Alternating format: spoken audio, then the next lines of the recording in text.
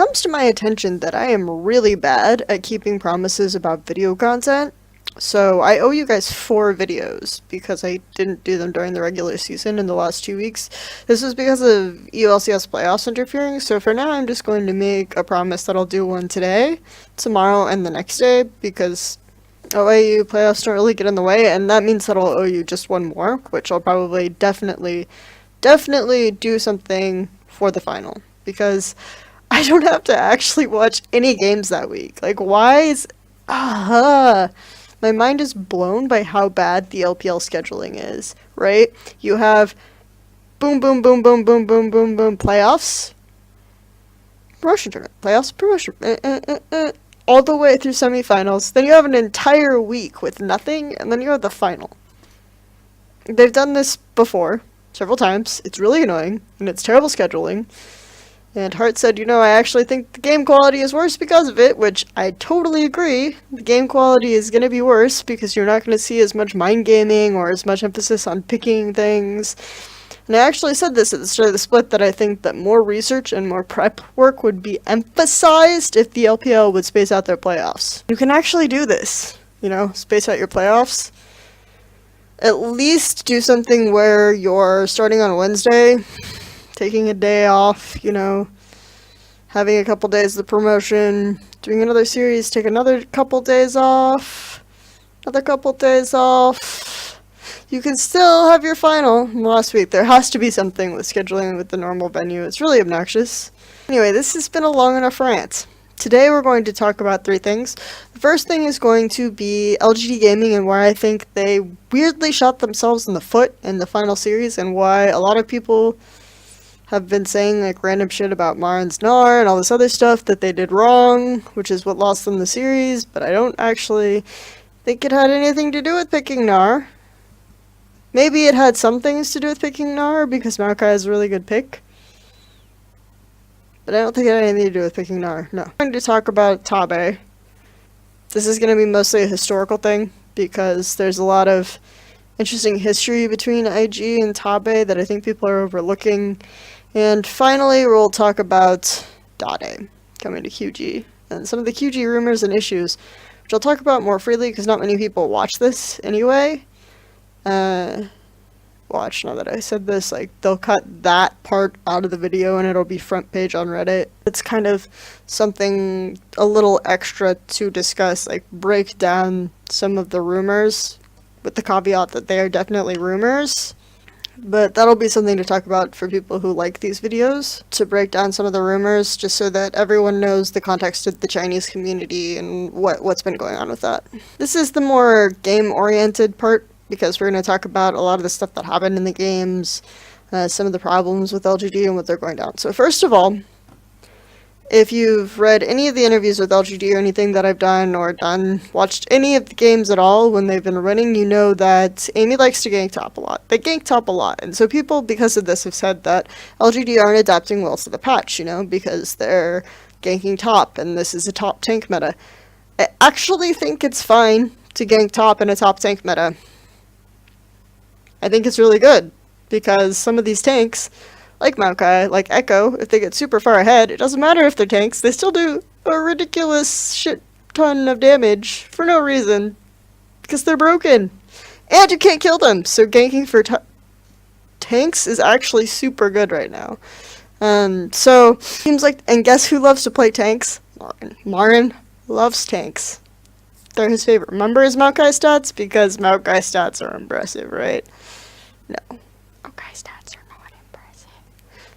Practically undefeated on Maokai. He's a good Maokai player. There's all that stuff that everyone talks about.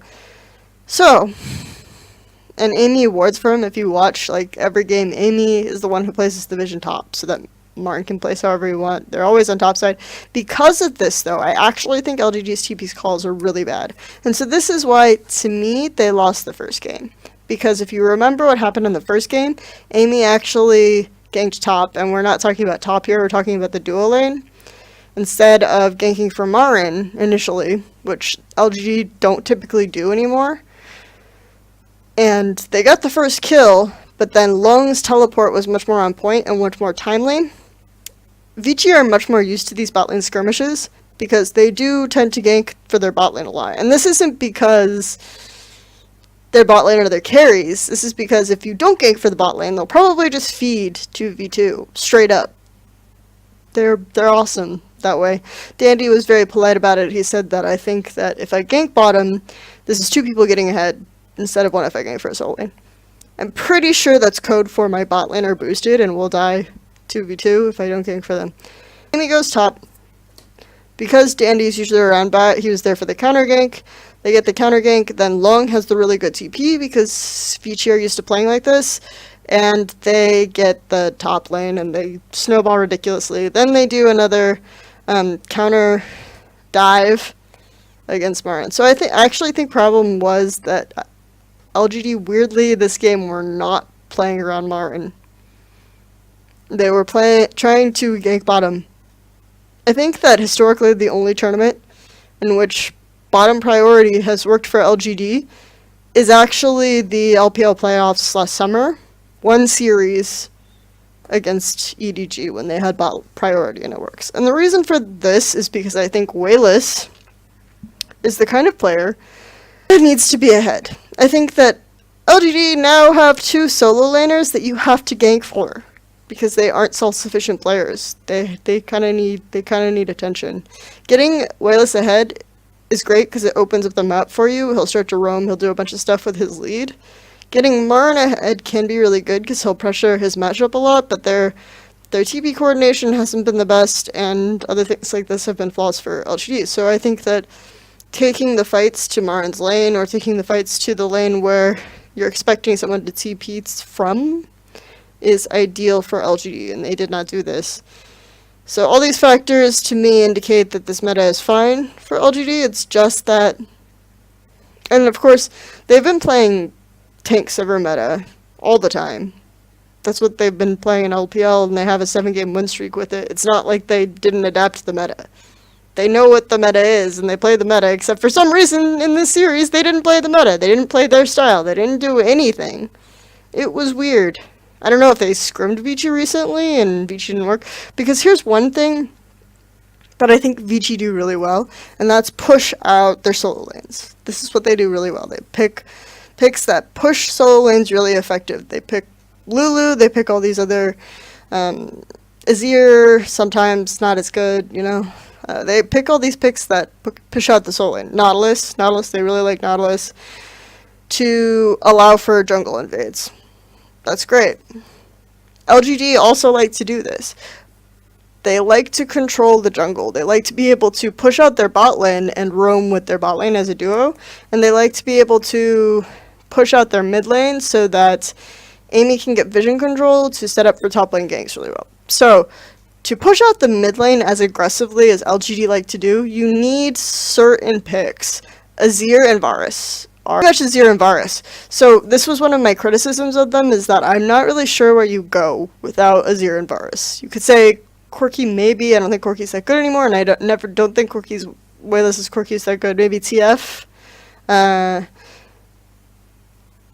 If you get really desperate, you can do Victor. Lulu is good, but again, I don't know if Wayless is like the Lulu player. I think his Lulu could be fine as long as you just use it as a wave clear, but it's something that they give to easy in every game. I think LGD VG identified what LGD need to do to make their style work. And they banned the Azir, they banned the Sivir, which you don't need to ban the Sivir. I would have rather banned something else, but then LGD didn't pick the Varus or anything, so it was irrelevant. But I think VG did a good job of identifying what LGD need for their style to work and banning it. So this was something that I was afraid of. They played a good Echo mid, but then in that game, Amy ganked mid a lot, so they were able to constantly keep the mid pushed out anyway, even though they didn't pick the pick. So I think that what you need to do here is you need to understand and be mindful of the champion that Wayless is playing mid.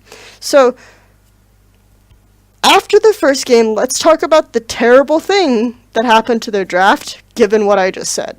The first game draft, it's not bad. It actually is kind of in line with what they want to do. They have a tank top, and people complained a lot about the Gnar, and I said I'd get to that, so I'll just talk about it here. Marin plays these really weird niche counter picks, and I do think Gnar is actually not bad in a Maokai.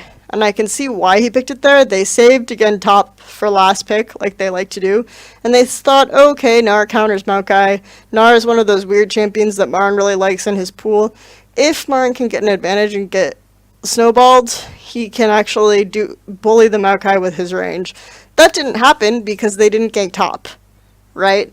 Which I already talked about. But theoretically, that's how that matchup would go for Gnar. What the fuck is this?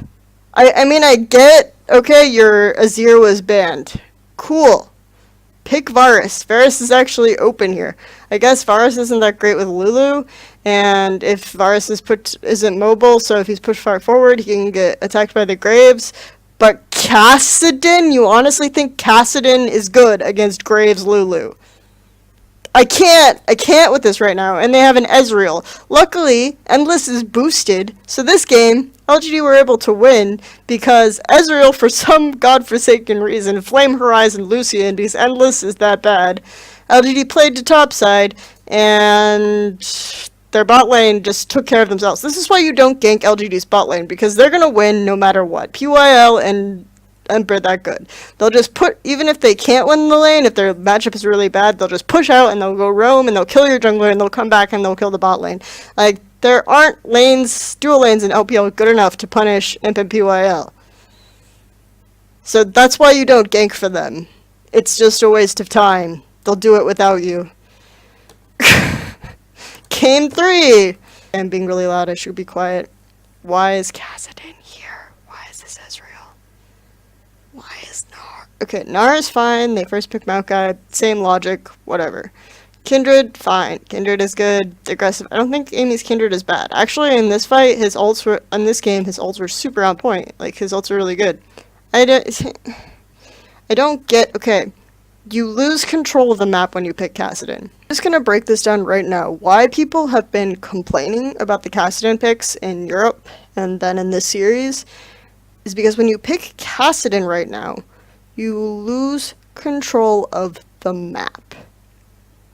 You can't push out, you can't exert any pressure mid, so in a meta that's really driven by aggressive junglers, mid is a very important control point. You need to be able to push out the mid and keep that area controlled so that your jungler can invade. Because if your mid is far forward and you're invading, your mid can come help you much better. He can keep the enemy mid laner contained to the lane. It's that simple. Kassadin is not going to do that for you at all against a Lulu. No, don't pick Kassadin. LGD style is very jungle control dependent. Don't pick Kassadin. I don't understand what this was at all. Why? So for me, I don't care about the Gnar. The Gnar is whatever. The Gnar is within what they like to do. They can bully the Maokai, kind of. The Maokai got ahead because Vici are more used to playing with TP, because they don't gank top. They gank bot with their really terrible bot lane. For reasons. Probably because their solo laners are self-sufficient. And LGDs are not. So these are my thoughts on the LGD series. Yeah, I'm probably going to go back and watch Game 3 again, because I watched that the least closely. I just rewatched Game 1 and I watched Game 2. But yeah, those are kind of my thoughts on why that happened. Moving on. So moving on to Tabe. Tabe? Fun times, okay? It's time for your LPL history lesson. See, if I had a banner, if I wanted to invest time into this and I made a banner, it would drop down the screen. There would be some sort of effect where stars flew off and I said LPL history lesson in big letters, but I'm not going to do that, and I don't have that time. So just imagine it. I actually wrote a very extensive historical article on Invictus Gaming, but it starts back in 2011 when Wang Song purchased Catastrophic Cruel Memory and they became Invictus Gaming. One of the reasons why he did this is because they won the TGA or the first TGC, which was a big LAN event. It was like kind of League of Legends' breakout tournament in China. It was very exciting. And a lot of people think that Wang Sitsong invested in Invictus Gaming because of their Dota 2 team, but it was really because their LoL team managed to win this division. And it was seemed like a very good investment, a very exciting buy for him at this time to buy all of Catastrophic Cruel Memory, including the Dota team, including all these other aspects. This really changed the way that Chinese esports work, because a lot of other Fuerdai, also known as second generation rich, started buying Chinese teams like this. Now, Catastrophic Cruel Memory and Invictus Gaming, which is the same team, were unique in that they were the Hong Kong team. In 2011, there were probably 4 really strong teams. There was WE, Catastrophic Cruel Memory, and GG, and eHome. Okay, but Catastrophic Cruel Memory / IG were the Hong Kong team. So this team was Shasha, who played top. Whites rotated jungle mid with this guy who's very insignificant because his only contribution to the story is leaving because I forget his name and I'm not going to look it up. And Chris and Tabe were in the bottom lane. Whites played a lot of jungle at the time, and he was very vocal in calls and things like this. After this guy, whose name I don't remember and I'm not going to look up, leaves the team, Illusion joins. And Illusion, for those of you who know, is the IG jungler. Whites and Illusion don't really get along, and there's a lot of conflict here, so this is like a big feud between the two of them. A lot of misunderstandings, a lot of problems getting the team to synergize. They managed to go to the first World Cyber Games that LoL's invited to, and a lot of people in China actually think that this team could have won if their previous jungle / mid hadn't retired before then, because this team was pretty decent. That Illusion and Whites were arguing all the time. But the issue is that before then, this team, like Whites, Tabe, and Chris, were a very close unit. This was kind of the triumvirate, with Shasha being the weird, awkward mainland China guy, you know? So a rivalry started to form between this IG and WE that was based on the fact that WE were the mainland China guys. So they were the ones who got a lot of popularity and fame at this time. And IG were the Hong Kong team. You know, it was weird.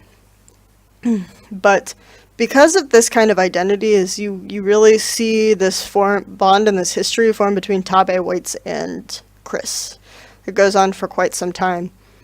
In 2012, the rift between Illusion and Whites becomes very large, and Whites ends up leaving the team. And when Whites leaves, so does Tabe. And Tabe is kind of an authoritative voice, almost, that makes the team listen and practice really hard. So IG, after they leave, becomes this really fun, crazy, identity-less team that isn't really disciplined at all, especially because they have so many ridiculously young players. There's all sorts of drama following Tabe, and a lot of people kind of think of him as some entitled, disloyal person, because he historically seems like he's just kind of dicked over his friends, Whites and Chris, right? They go out on a limb for him. He ends up backing out of this deal with Noah's Ark, and the team breaks up because Whites gets kicked out and Tabe doesn't stick up for him, or whatever actually happened at that time, I'm not really sure. All of these things keep happening, but Tabe, Whites, and Chris always seem to end up back together in this way. They all end up on Royal Club, right? Because Chris was the coach, Whites was mid, Tabe was support. Tabe, again, like, kind of backs out of this team, comes back, all these sorts of issues. Tabe is a really interesting character because he seems, in this narrative, very self-interested, but he's very shrewd in some of his decisions. So, like, he ends up getting a big fan base, so World's appealing to a lot of Westerners. He's still very much this firm sort of taskmaster Frosker, who helps the team learn and improve in this way, and he's like the authoritative figure in the shot caller. To me, it wasn't that strange to see IG in a situation where they're not doing well, they're kind of expected to lose, and they throw this, Chris, who is coaching them now, throws this Hail Mary at Tabe to become this authoritative voice, because Kitties is their shot caller, but he hasn't been playing well. Their bot lane hasn't been doing well. So you throw a Hail Mary at this guy who's always been kind of the authoritative voice in terms of these teams, so even if generally he's not well liked, obviously, like, I even think Chris didn't even get mad at him about the Worlds thing, even though Tabe was leaking stuff that Chris said. Yeah. To me, the whole Chris-Tabe relationship is really interesting. Chris-Tabe-White's relationship thing is really interesting because it has been a very insular group over time. In fact, I would, if IG had somehow made it or something, Whites may have come back and played AD carry or some weird dumb thing. But yeah, I don't know. It's really, I just thought this was a really interesting story. Obviously, it didn't work at all. I didn't think it would work. It was really a desperation play. Snake were probably going to beat IG because I think Snake's understanding the early game and how to manipulate it is much stronger. Both teams are kind of hurt by the top lane tank meta, but Snake have more options without a top lane carry. Their bottom lane actually exists. It's not awesome, but they have one, whereas IG do not. I think that IG have actually benefited more from their top laner being aggressive than Flandra has. If you look at the CS at 10 numbers, Zatai is number 1. He averages like 7 CS at 10 over his opponent. Every game Flandra is much lower because I think Zatai really likes to control this wave and keep it in a place so that Kid can get easy ganks. And this is how they often snowballed this side of the map. With tanks, it's much harder to keep this sort of consistent bullying and advantage. It's much more about TPs, it's much more about these sorts of... I mean, you can still get a lot of top pressure, and like I said, I think ganking for tanks is good, but Zatai didn't really play tanks today either. He played Ryze. I think Ryze is better mid right now, for a lot of reasons. Just, for example, play tank top, play Maokai. Play Maokai. Play Echo. Play Echo. Ryze will be good mid because there's just a lot of wave clear. You can farm fairly safely if your style doesn't rely on you pushing out mid, which I don't think IG's necessarily does. Just relies on mid getting certain kills and holding the wave in the middle. Like, also, I think that this is probably punishing them as well because holding the wave in the middle isn't as advantageous as pushing out and having your jungler invade. I have no idea if IG could actually conduct this style because Kid isn't a very advanced jungler right now in terms of pathing. Anyway, that was the LPL history lesson and a discussion on why IG suck. So let's move on to talking about QG and dade.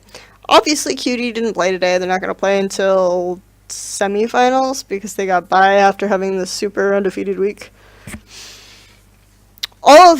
Most of the stuff here that I'm going to talk about is rumor, okay? The one thing that I will talk about is, for sure, we know there was some conflict with Doinby and his girlfriend, and Swift was somehow involved.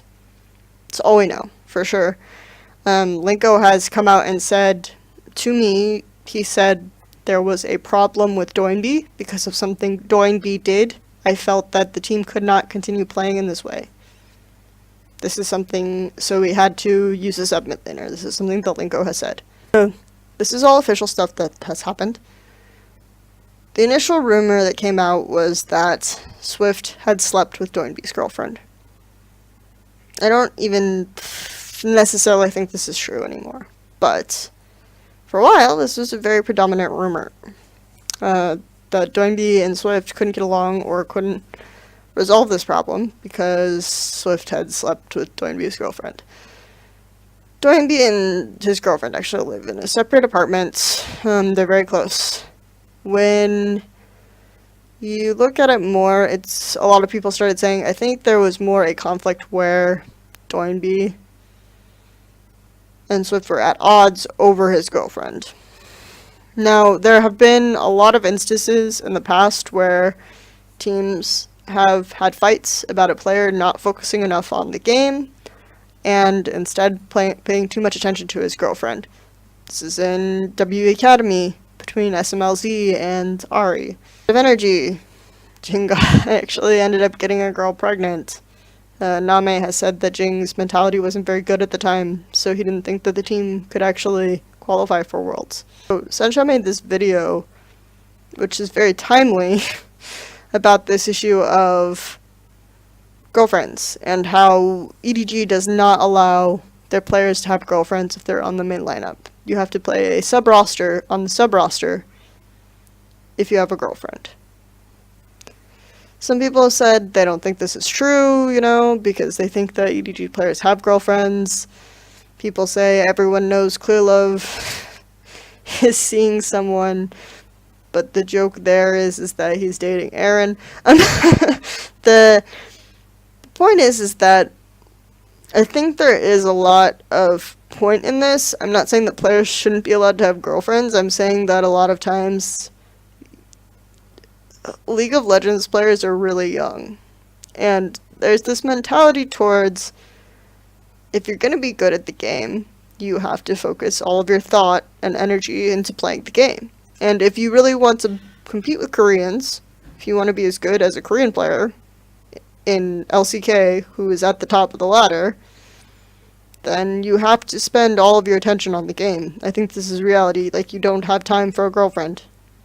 If you want a girlfriend, you can still play League of Legends, and you can still get paid to do it, and you can still be pro, and you can still be pretty good. But I think when it becomes an issue is when the team feels like it's inequitable because there's a girl who's always around, you're putting in less effort than them. And I think that this is probably the core issue with QG and why Doinby was benched. Because you could see it in his play as well. Initially, at the start of the split, he was playing extremely well. He played a lot more unique champions. He was really crazy good snowballing on LeBlanc, things like this. Split wore on, the meta started to change, and it became clear he wasn't catching up with the meta. Last year, Doinby, I think, played the most unique champions of any single mid laner in the LPL. But he could play these champions really easily, and when I interviewed him and I asked him, what do you think, like, how are you able to keep this large of a champion pool? He said that he likes the skins that Riot makes. So if he sees the skin, he feels like he needs to learn the champion.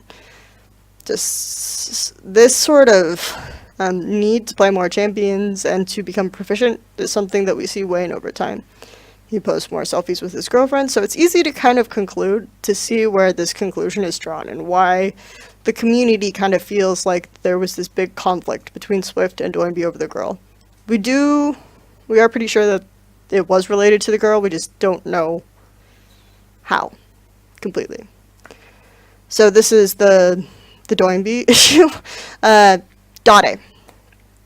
Do I think Dade to QG is going to amount to anything? No. I think they're still just going to lose to EDG. I think it's another Hail Mary type thing.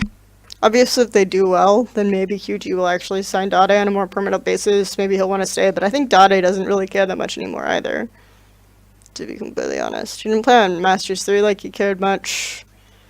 I also think that if you're playing on a Chinese team with a player like Dade needs a very specific style of play. UZI needs a very specific style of play. They're having trouble adjusting to UZI's specific style of play. You add Dade, and he can't speak the language necessarily, he can't convey. This is another thing that I think has been a really big problem for QG, is that Doinby Mandarin Chinese speaking is really good. He's really good at speaking in Mandarin Chinese. QG is one of these clubs that prioritize their Korean players learning Chinese really well. I did my interview with Swift, which will come out hopefully this week, in Mandarin Chinese with a just only a Chinese translator, which is why this interview with this Korean player is so much better than my other interviews with Korean players, because you don't have to do double translation with every single So their Mandarin Chinese is extremely good. But Borisal, no. He can't speak Chinese. Dade probably can't speak Chinese. So when we saw Mortrid rotated into the team, I think it was a result of having this communication problem. When you ask more, why are your lane swaps suffering? He says, I think they're even worse now than they were at IM because we have one less person talking to us during a lane swap situation. We have one less person we can talk to keep the communication going. So for me, this isn't going to help address their very serious early game problem. Everyone knows Dade is the late game teamfighting king, right? So if UCI can create enough of a nuisance in the bottom lane that it distracts from Dade scaling, then we might have a situation where this can work. But can it work right away? No. No, it won't. I will be exceedingly shocked if this QG roster wins a game from EDG. I will be so surprised. Like VG, LGD, yeah, I expected a 3-0, but given the way LGD is and some of the improvements we've seen, some of the way VG plays, LGD do things like this. But EDG, right now, losing to this QG under practice, no. This would be a huge upset to me. This would be a bigger upset than, I don't know. Let's say for the sake of it. Yeah, I don't have anything. I can't think of a bigger upset in this bracket that's currently remaining and currently possible in LPL playoffs than QG beating EDG. Maybe if Snake beat EDG. No, that's even still more expected than this. Yeah, no, I don't see QG doing that. So, this has been the playoffs review LPL brief, first section.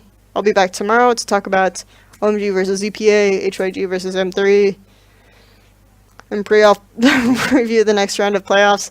Actually, I am excited for promotion because I'm really excited about Young Miracles, except that they don't have a coaching staff. I'm just really not, and I like EPA. I really like Crisis as a player. Maybe I'll talk about Crisis tomorrow. Anyway, thanks everyone. Bye. About a lot of the stuff that happened in the games, some of the problems with LGD and what they're going down. So first of all, if you've read any of the interviews with LGD or anything that I've done or watched any of the games at all when they've been running, you know that Amy likes to gank top a lot. They gank top a lot. And so people, because of this, have said that LGD aren't adapting well to the patch, you know, because they're ganking top and this is a top tank meta. I actually think it's fine to gank top in a top tank meta. I think it's really good because some of these tanks, like Maokai, like Echo, if they get super far ahead, it doesn't matter if they're tanks, they still do a ridiculous shit ton of damage for no reason because they're broken and you can't kill them. So ganking for there's a lot of interesting history between IG and Tabe that I think people are overlooking.